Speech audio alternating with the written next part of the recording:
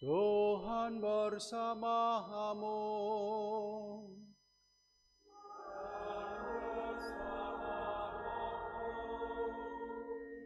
Inilah Injil suci menurut Lukas.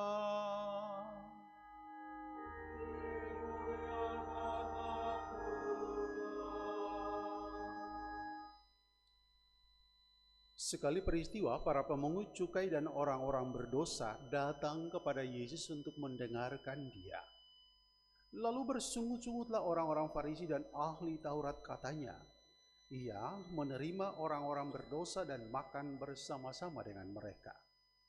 Lalu Yesus menyampaikan perumpamaan ini kepada mereka. Ada seseorang yang mempunyai 2 anak laki-laki. Kata yang bungsu kepada bapaknya, Bapa, berikanlah kepadaku bagian harta milik yang menjadi hakku.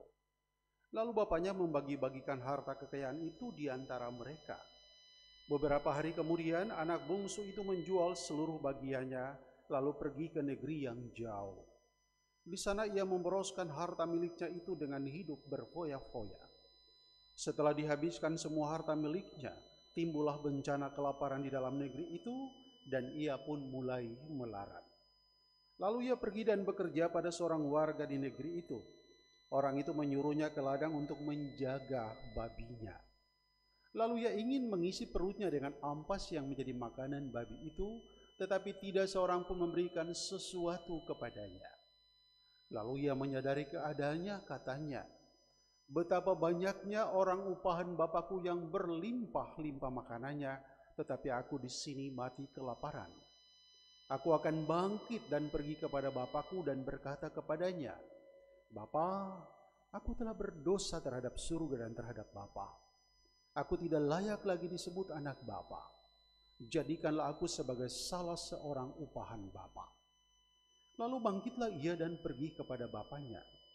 Ketika ia masih jauh, bapaknya telah melihat dia, lalu tergeraklah hatinya oleh belas kasihan. Bapak itu berlari mendapatkan dia, lalu merangkul dan mencium dia.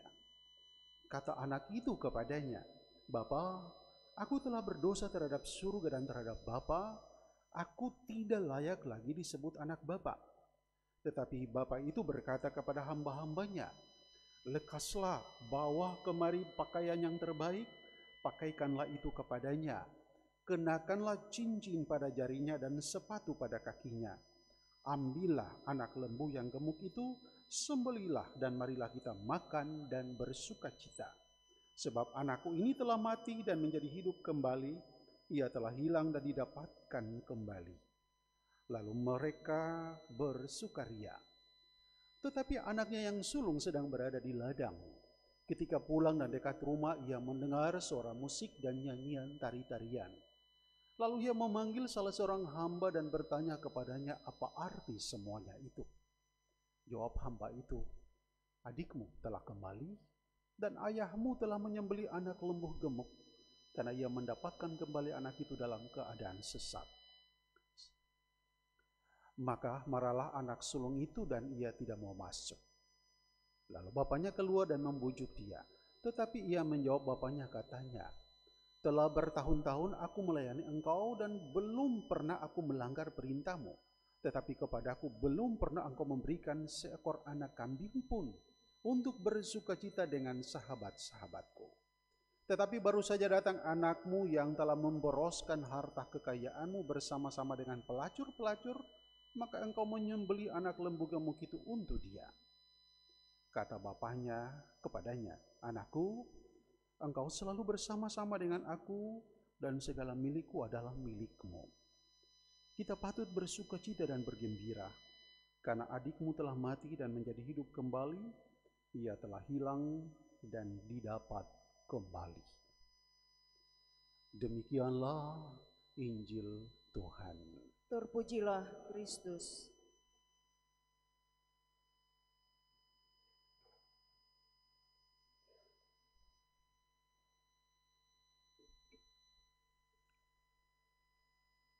Bapak, Ibu, saudara-saudari, adik-adik yang saya kasihi, sekali lagi selamat sore semua. Selamat sore Romo. Kita baru saja mendengarkan kisah klasik, kisah cinta yang terjalin antara seorang ayah dengan kedua anaknya. Cinta yang awalnya terluka, tapi kemudian cinta inilah yang menyembuhkan. Cinta itu terluka karena seorang ayah kehilangan anak yang paling dikasihinya. Dan anak yang jauh dari bapaknya tersesat dan punya kerinduan untuk kembali kepada bapaknya. Journey to the Father. Kembali kepada Bapa. Cinta itu menyembuhkan. Cerita ini Bapak Ibu sebenarnya diangkat untuk menghancurkan pola pikir, daya nalar manusia modern yang kadang-kadang beranggapan bahwa ketika terjadi kesalahan yang dilakukan oleh seseorang, maka rewardnya adalah punishment, hukuman. Sedangkan ketika orang melakukan sesuatu yang baik, maka rewardnya adalah pahala.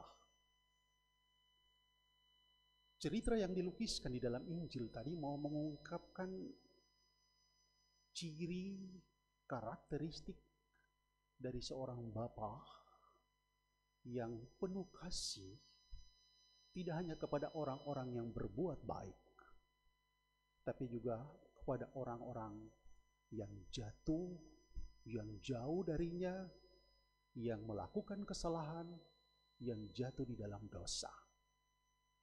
Saya tidak panjang bercerita, tapi mari kita lihat cerita di dalam Injil ini.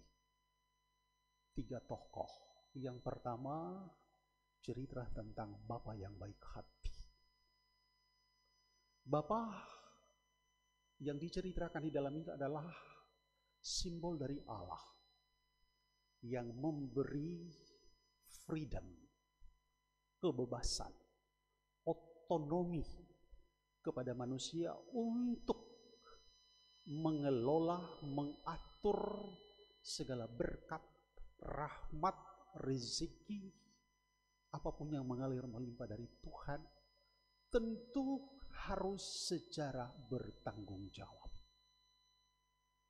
Ketika Bapa memberikan berkat itu, Bapa mengandaikan bahwa setiap orang punya hikmat untuk mengelolanya, untuk tidak menyia-nyiakan kasih karunia yang Tuhan berikan kepada mereka. Itulah karakteristik Bapa. Dan kita lihat anak yang bungsu, dia menyalahgunakan kebebasan itu. Dia menyalahgunakan otonomi yang diberikan oleh Bapa untuk mengelola berkat yang Bapa berikan kepadanya. Di dalam etika kita belajar tentang bebas dari dan bebas untuk. Orang yang kehilangan hikmat itu dia bebas dari. Dia bertindak semau gua. Dan orang yang bebas dari, yang kemudian kehilangan hikmat biasanya cepat jatuh, tergelincir di dalam kesalahan-kesalahan, kekurangan, kelemahan, bahkan dosa-dosa berat. Dan anak yang hilang ini justru menyalahgunakan kebebasan yang Tuhan berikan. Dia lebih melihat materi yang tampak dan membangun relasi dengan itu lebih ketimbang dia melihat figur seorang bapa di mana relasi harus dibangun lebih intim dengan bapaknya. Kadang-kadang kita menjadi hilang di dalam hidup karena kita menutup mata kita untuk melihat betapa baiknya Tuhan untuk kita. Kadang-kadang kita jauh dari Bapa karena kita lebih mengagungkan harta, kekayaan, dan uang. Dan lebih gila lagi adalah ketika kita hilang, kita menjadi hilang karena kita menyalahgunakan kebebasan untuk mengelola berkat-berkat yang diberikan Tuhan kepada kita secara tragis. Anak yang hilang, yang foya-foya, adalah simbol dari cara hidup kita yang kadang-kadang juga berfoya-foya, menghamburkan segala sesuatu, dan memutuskan relasi kita dengan Tuhan. Tapi syukur bahwa anak ini menjadi sadar. Jadi kesadaran akan dosa dan kesalahan itu menjadi penting. Maka di dalam Injil dituliskan, anak ini ketika sadar, dia bangkit. Aku akan bangkit dan pergi kepada Bapakku dan mengatakan, Bapa, aku telah berdosa terhadap Tuhan, terhadap Bapa. Aku tidak layak disebut anak Bapa. Ada niat untuk bangkit kembali kepada Bapa. Saudaraku yang terkasih, kita masing-masing tidak ada yang sempurna. Setiap saat, setiap waktu kita jatuh di dalam kesalahan, kekurangan, kelemahan, karena kita jauh dari Bapa. Kadang kita kehilangan hikmat yang membuat kita jatuh di dalam dosa-dosa yang berat. Tetapi Injil ini mengingatkan kita untuk membangkitkan lagi kesadaran, membangkitkan lagi niat, komitmen untuk bangkit seperti anak yang hilang. Bangkit dan kembali kepada Bapa. Journey to the Father. Dan sikap Bapa adalah ketika Bapa melihat anak itu dari jauh, dia yang mengambil inisiatif untuk mengampuni. Bukan anak. Anak baru niat. Anak baru punya rencana. Tetapi ketika Bapa melihat dari jauh, Bapa berinisiatif.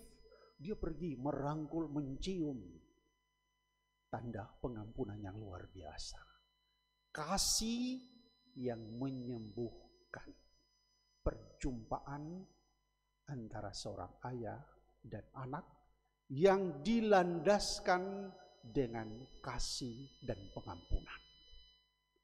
Di mana ada pengampunan, di situ ada kasih.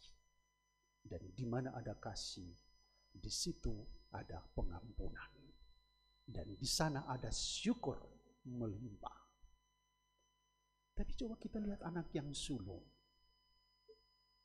Ketika hamba-hamba memberitakan kepada anak yang sulung bahwa ayahmu lagi berpesta, bersyukur, kan adikmu yang hilang sudah kembali. Yang muncul adalah sikap iri hati. Sikap tidak mau bersyukur. Ada kesombongan spiritual. Kakak abangnya itu berpikir bahwa dia jauh lebih berjasa. Dia yang setiap hari membantu bapaknya memelihara kawanan ternak, seolah-olah tidak mendapatkan jasa apapun dari orang tua. Tapi ayahnya mengatakan, anakku, setiap hari kau ada dengan saya. Engkau makan dan minum dengan saya. Apa yang menjadi kepunyaanku adalah kepunyaanmu. Engkau patut bergembira. Karena saudaramu, adikmu yang hilang sudah kembali. Kadang-kadang di dalam hidup mungkin kita seperti anak yang sulung. Karena kesombongan spiritual, kita merasa kita yang paling berjasa untuk gereja, untuk Tuhan. Maka ketika orang lain mulai diterima menjadi bagian dari anggota kita, malah kita iri hati. Kita bersungut-sungut. Maka salah satu dosa di dalam hidup kita adalah dosa sungut-sungut. Justru sebaliknya, kita bersyukur bahwa orang-orang yang pernah jatuh di dalam hidupnya kemudian punya inisiatif kembali dan diterima. Itu berkat. Ada banyak orang yang jatuh di dalam hidupnya yang mungkin sudah jauh dari gereja. Pernahkah kita merangkul mereka? Pernahkah kita membuat kunjungan-kunjungan pastoral? Ada beberapa orang mengatakan kepada saya, Romo, itu ada 1-2 anggota umat yang tidak lagi masuk gereja, tidak mau lagi terlibat karena kecewa, tidak tahu kecewa apapun. Ini orang-orang yang hilang, yang butuh dikembalikan kepada Bapa. Maka kalau ada orang yang kemudian bertobat membaharui diri, pantas kita bersyukur. Saudara-saudaraku yang terkasih, Bapa yang baik selalu mengelurkan tangannya, memberi belas kasihan, memberi pengampunan kepada setiap orang yang meskipun sudah jatuh dan berulang kali jatuh, tetapi ketika mau bangkit punya niat untuk datang. Di sanalah pengampunan diberikan kepadanya. Sekali lagi, ruang rekonsiliasi selalu dibuka oleh gereja kepada setiap dari kita masing-masing. Kita akan segera memasuki masa Paskah. Maka tidak elok kalau Anda menerima tubuh dan darah Kristus di depan ini dengan hati yang kotor, dengan hidup yang tidak pantas. Ada banyak orang yang tahu dia berdosa, yang tiap hari jatuh dalam kesalahan yang sama, tapi menutup mata begitu saja datang menerima tubuh Kristus. Mesti cuci tangan, cuci pikiran, cuci hati bersih untuk datang terima Tuhan. Maka minggu-minggu terakhir ini menjadi kesempatan istimewa supaya setiap orang datang berdamai dengan Bapa, kembali kepada Bapa. Sakramen rekonsiliasi disiapkan untuk kita supaya kita menyambut Tuhan yang bangkit dengan pikiran yang bersih, hati yang jernih, dan dengan hidup yang pantas. Amin. Mari kita bangkit berdiri, kita mengungkapkan iman kepercayaan